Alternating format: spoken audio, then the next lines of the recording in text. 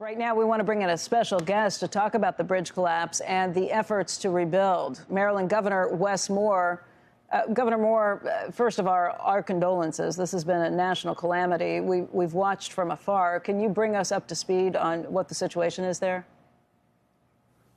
Thank you so much. And the state is still very much mourning, because you're right. We have, we lost 6 individuals during that time, six Marylanders. And we have told the families, and we will continue to tell them, that we will do anything that we can do to bring them not just a sense of closure, but a sense of comfort. But we also know that the calamity was not just human, it was also economic. This is one of the most important ports in the entire country, one of the most important maritime vehicles that America has. The Port of Baltimore is responsible for $70 billion of economic activity, employs tens of thousands of people. 900 businesses rely on the Port of Baltimore. And so when you're seeing now an unprecedented maritime disaster, where you have a ship that is the size of the Eiffel Tower and the weight of the Washington Monument, that is now sitting in the middle of the Patapsco River with a bridge on top of it and about 27,000 tons of debris in the water, this is not just dangerous.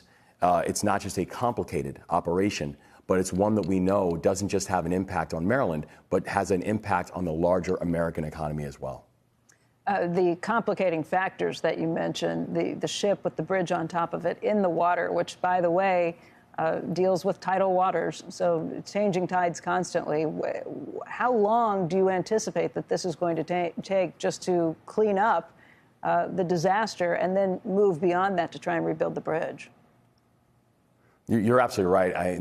When you add on complications of not just debris and wreckage that is in the water, our divers cannot see any further than a foot or two in front of them because of the amount of debris in the water. But you also have the issue of weather and wind, which also complicates it. Now, we have been working, this has been an operation and a unified command that's been working literally 24/7, working with the U.S. Coast Guard, the Army Corps of Engineers, the Navy SUPSOLV, and also local leaders and local elected officials, the Maryland State Police. And we just received word from the Army Corps of Engineers that they believe that within a month we can open up at least a channel of a 35-foot depth.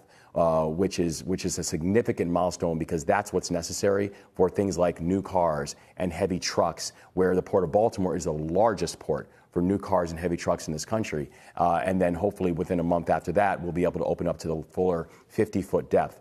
But we know that is going to be an all-hands-on-deck, 24/7 operation for us to be able to hit those type of timelines, but it's one that we're prepared to take on. The ship's owner and management company went to court to try and limit their liability to something like $43 million. Does that come as a surprise or a concern? It's not a surprise. We were expecting it. We're prepared for it. I know there needs to be a full and a thorough investigation, but I also know this. If people need to be held to account for what happened on that day, they need to be held to account, and they need to be responsible for it. So we know it's an active investigation. We would like to see a speedy process with that investigation. And while we're not surprised on the ask for the limited liability, I know the thing that we urge is there needs to be accountability for what happened that night. I'm sure you just heard the report from Emily Wilkinson about that group of 3 to 4 dozen hardline conservatives who want any federal funds to go through several hoops before they will approve it. You have any thoughts on that? The thing I would just remind people is this is bigger than Baltimore. This is bigger than the state of Maryland.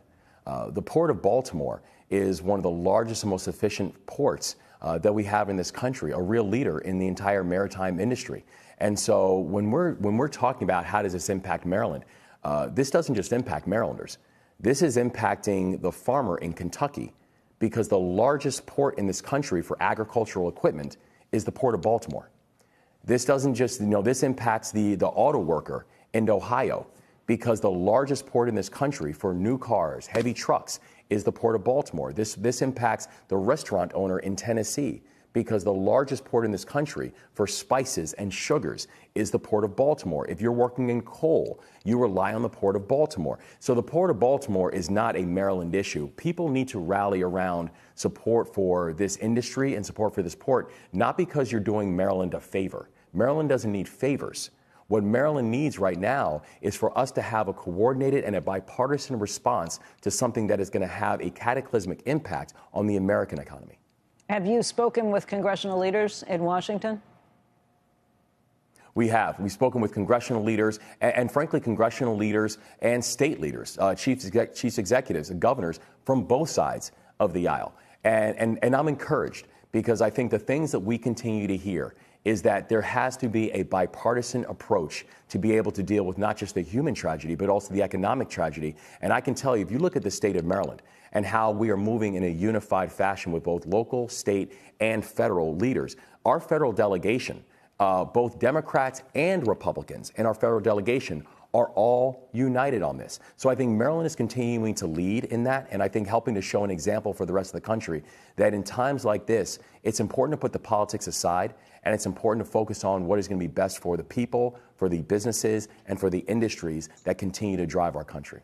Wes, I guess this really lands in the House. Have you spoken with the House Speaker Johnson on this?